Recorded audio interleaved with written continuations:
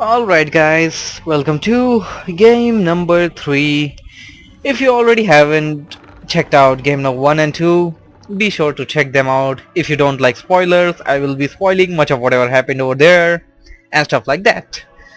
And so, without introducing myself as Stormy with the capital Z as I usually do, we're gonna continue on with the game. Game number 3 gonna be on the map Last Refuge. While the Nidal player, Solaris, blue Nidal player that is, going to be on the bottom left position. Red Orc gonna be on top right, and for some apparent reason the players have decided to switch away their colors. Not gonna be affecting any of the gameplay, but we're gonna see what the players do in this one, because this will give them the series. This will give them this series, that is, this is the best out of 3, right?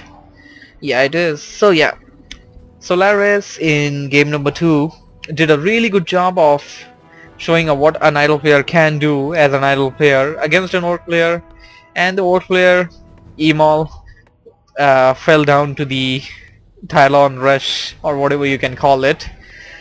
While the orc player in game number 1 actually dominated everything away, and it's actually gonna be pretty interesting to see what the players are gonna do in this game.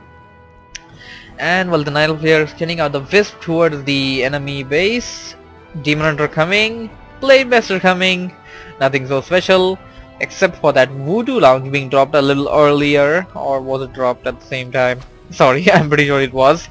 So yeah, right now creeping has begun. Enter the war, gonna be taking a tree, having it for lunch or for dinner or supper or whatever he wants to. It is daytime, so I guess it's lunch. It should be lunch.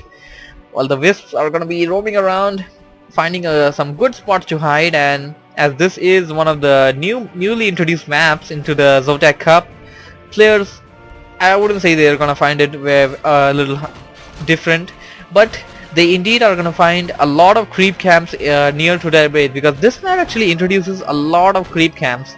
You can see so many of them like right beside the bases, and you actually have a goblin lab right in front of your base, which has the standard goblin lab creeps which you see in other maps such as not Twisted Meadows.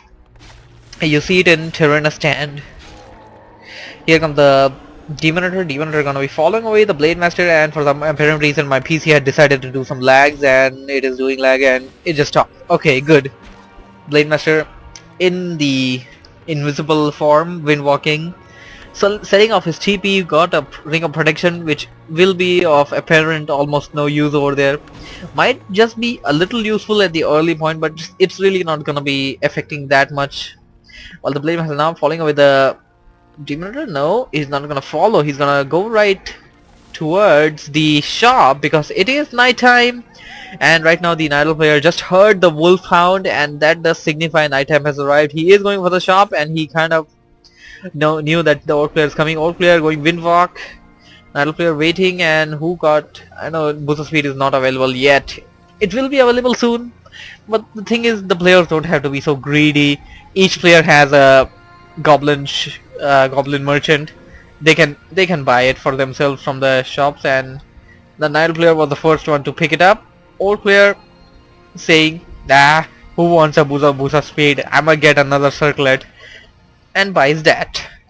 And now going for the creeping at the orange knoll camp, while the Wisp going away. Good map presence there by the Nidal player. Nidal player now heading toward there, seeing that the orc player has arrived, just cutting off all of the mana from the orc player, going after the grunt. Grunt might just die over there, and losing a grunt is not a good sign at the early point of the game, and oh, it just died, giving the level 2 to the Demon Hunter, and he's gonna escape. Both players are gonna be running back to their bases, not gonna exchange any more blows, while the orc player wants to creep a little more. It seems to me like he wants to, but there are a little too many creeps to creep alone, but he got a grunt, he's fine. Gonna be taking this camp out pretty easily, and for some apparent reason my mouse has stopped working again. I hate rechargeable batteries. Alright, and I discovered that all of my batteries have run dry. And that tells me that okay, this is pause. That tells me that I'll have to use this touchpad thing of my laptop to move around the screen. And there goes the detonate, which apparently took out the mana from the Demonator. I'm gonna be a little sloppy over here because it's really hard to use this touchpad, and okay, I can at least do this. I'm not gonna be able to hit the heroes very easily and see what items they got and stuff like that. But the Nidal player is heading towards the Orc base. Gonna go for an attack, harassment over the burrows. Orc player this time has to be prepared if he doesn't want to face the same consequences he had faced the earlier game. Going after the shadow. That's not a shadow. That's a spirit log. Yeah, that's a spirit log, right? Now going after the beastery. The Torrent Chieftain is here, and using Stomp as his first ability, and now Stamp actually worked out pretty well. The building is up, and the Nidal player, seeing that there's really nothing that he can do, going back. Okay, I can use this as well. And right now the Beastmaster is kind of surrounded, not very well surrounded there, but the Blademaster as well. Blademaster gonna be, he's gonna chop it away. The Beastmaster is indeed gonna die unless and until the Nidal player has a star preservation, that is, but I don't think he does, or no, he doesn't. So Beastmaster does go down, while the Demonator is left alone to run back to the base. And okay, I hate touchpads. Okay, this would be comfortable. Okay, it's comfortable. Alright, the Demonator are gonna be still. I like the Nidal player's resiliency in staying there and keeping the harassment up even after one of the heroes died over there. And I'm pretty sure he's gonna tavern it back, I believe, or no, he's not gonna tavern it back. He's gonna revive it the old-fashioned way, not gonna waste up the gold which he has invested in making away the Druid of the Talon, which are being produced from these Ancient of Winds. Well, Tree of Eternity will be just about here. It should be picking up the Orb of Venom soon. And okay, Orc player now creeping at this camp.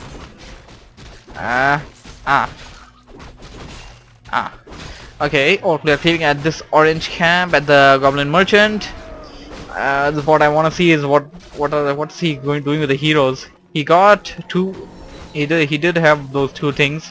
He got a boost of speed right now, I believe, or he just got it before, or he got the dust appearance. I'm pretty sure he got the dust right now because he didn't have two from the start. And going towards the Goblin lab for some reason, and actually staying there to see what the hell was going on. I'm pretty sure he saw this, or I don't know if you can see it this long, but he is over here, and I'm pretty sure he heard it or something like that. He's going after the Berserker. Berserker will probably go down. He doesn't really have much chance for mamming, and the Nidal player, being a Nidal player, stamp preservation for the wins. Orc player Fairy Fired, and the thing about Fairy Fire is that it also reveals away your Blade Master. That means that even if it's wind walking, you can see it unless and until it's under the effect of the Fairy Fire. And Orc player, okay, Orc player going for the expansion? I don't think so. Okay, this is easier. I could use both arms on the touchpad. Okay. Orc player going after the orange camp at the gold mine, which could potentially be his secondary base, but I don't think he's gonna go for anything such anytime soon. Unless and until this game turns out to be long and where you just need a extra gold mine. Nidal player buying the Orb of Venom, which he does need in any particular matchup, and actually leaving away the Tome of Agility, which I would say that he needs as well. Here comes the Blade Master. Blade Master probably gonna do some damage or leave them be. I guess he's not gonna leave them be. It's a Blade Master. How can he leave them be? While the TCE along with the whole Orc army is heading towards the Nidal base. Nidal player is in deep jeopardy, and Nidal player forced to TP back to the base because he can't really run back to and have his have like 50% of his base destroyed while everything while he was running back. That is, getting a raider up in the air, surrounding it, and waiting for the prey to come down. A player's forces are under attack. And the Blade Master staying outside, probably gonna do what? I don't know what he gonna do. Okay, old player might go for another creep cam. I'm sure he is.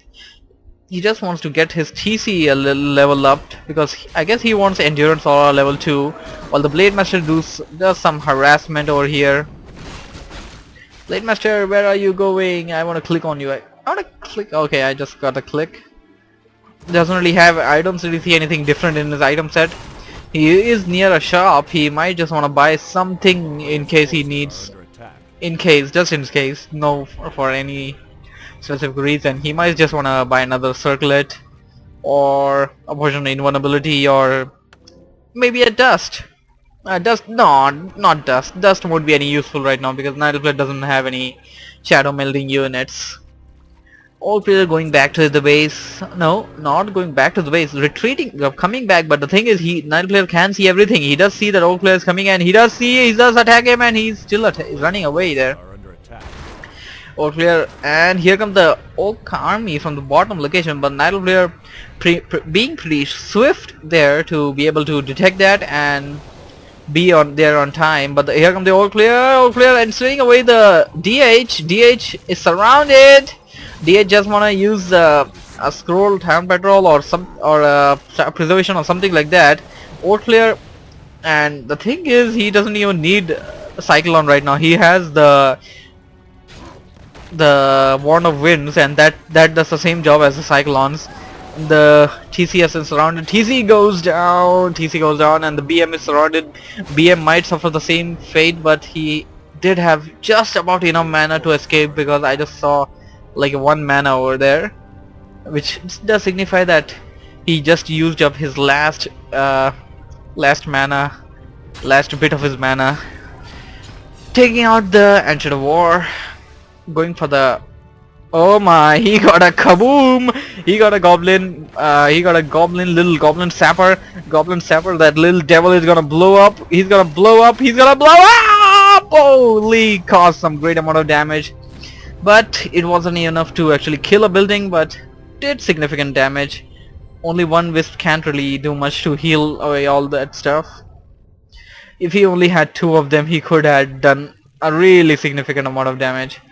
And Night player taking some revenge, payback in his own way, getting a Thinker, and he's gonna make those clockworks blow over them for that big goblin devil sapper thing to blow upon his main base. He's gonna take out the expansion pretty easily, while the old player does not seem to be interested in his expansion at all. He wants to head towards the Nidal base. He wants to destroy it right now, and he actually left an item, and that was a scroll of speed. And that the Nidal base. Nidal player should have a TP right now, unless he is completely done. He does have a TP. He retreats back to his base.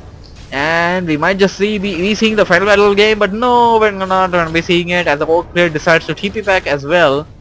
TPs being traded by the players, you can say, because both of them are like TPing each time they arrive at each other's base and stuff like that. Although it was the matchup is still kind of favoring the old player even at this point. And the old player now gonna be healing himself and once again charging towards the enemy base because that's all he can do right now. While right now what he needs to do is scout around because the Nightail player is heading towards his base, and if the Nightail player manages to do what he did the last game, this series goes to him. This game will be over. While the old player is heading towards the Nightail base. Seems like we're gonna see a base race over here. I'm not sure who's gonna come up ahead in this, but the Nightail player wants to come back to his base, does not want to endure the damage, although he did manage to kill off a good number of buildings. 3 buildings down. I can see Voodoo Lounge, Burrow, and one more thing which I don't know what was that.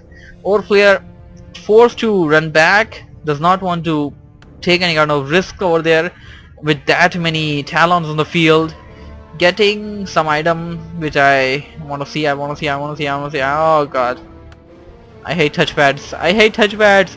Blade Master.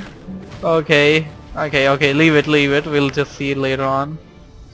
Alright, Blade Master is up in the air and he's managed to escape, but he's up in the air again. Oh, what the hell? Oh.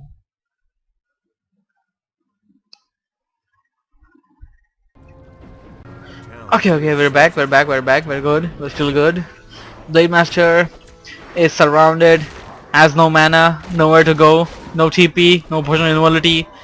Down it goes, like the true hero it is.